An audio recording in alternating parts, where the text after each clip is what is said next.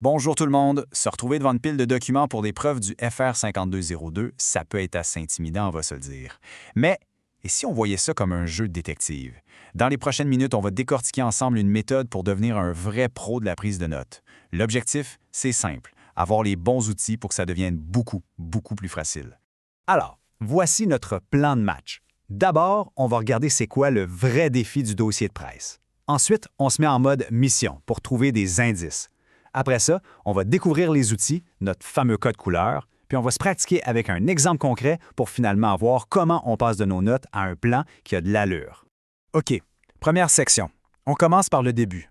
On a tous déjà vécu ça. Une tonne d'articles à lire, un examen qui s'en vient, puis on a l'impression d'être complètement perdu, de ne pas savoir par où commencer. C'est un peu ça le dossier de presse au premier abord. Imaginez que vous voulez bâtir une maison solide. Pour ça, il faut des bons matériaux puis des fondations qui tiennent la route. Le dossier de presse, même si ça ressemble à un chantier en désordre, c'est exactement ça. C'est notre quincaillerie. C'est là-dedans qu'on va trouver tout ce qu'il nous faut pour bâtir une argumentation en béton. La grande question, la fameuse question à 1 million, c'est donc comment on fait pour transformer ce qui a l'air d'un chaos en quelque chose de structuré, de clair et de convaincant. C'est exactement le défi qu'on va relever ensemble. Bon, maintenant, c'est l'heure de notre mission. On met notre chapeau de détective de l'information. Notre objectif, partir à la chasse aux indices qui sont cachés dans les textes. Notre tout premier indice à trouver, c'est un fait. Un fait, là, c'est quelque chose d'objectif qu'on peut vérifier et que personne ne peut contester. C'est la fondation de notre maison. C'est solide, ça ne bouge pas.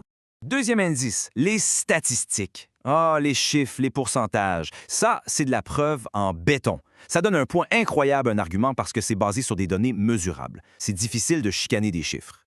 Le troisième type d'indice, c'est le propos d'expert. Quand une personne qui s'y connaît vraiment dans un domaine parle, sa parole a une valeur énorme. C'est comme si elle venait mettre un sceau d'approbation sur une idée. Ça donne tout de suite de la crédibilité.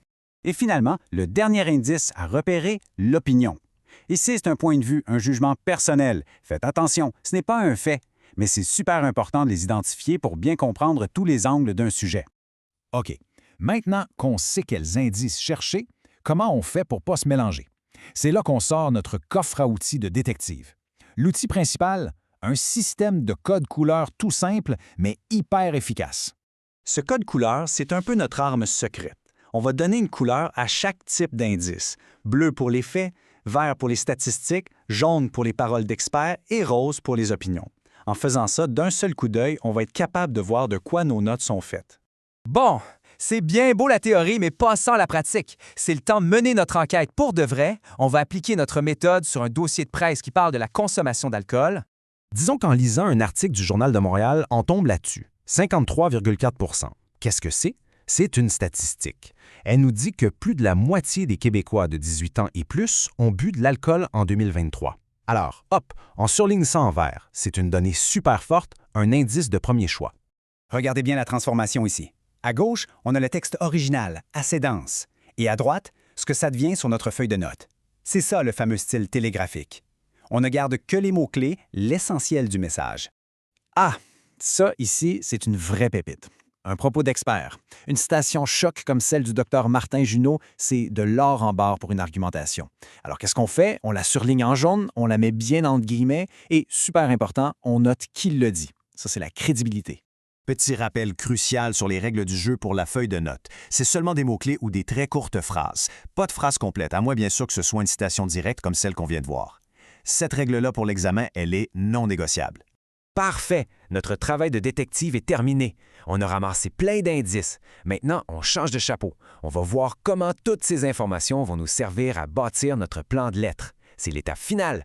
Si la prise de notes, c'était le travail du détective, eh bien la création du plan, c'est le travail de l'architecte. Nos notes bien organisées par couleur, ce sont nos matériaux de construction de première qualité. Et l'organisateur graphique, ça, c'est notre plan de maison. C'est ce qui va nous guider pour construire une argumentation solide qui se tient. Alors voilà, les outils sont là, la méthode est claire. La dernière étape, elle est stratégique. C'est de se poser la question, parmi tous les super indices qu'on a trouvés, lesquels on va choisir?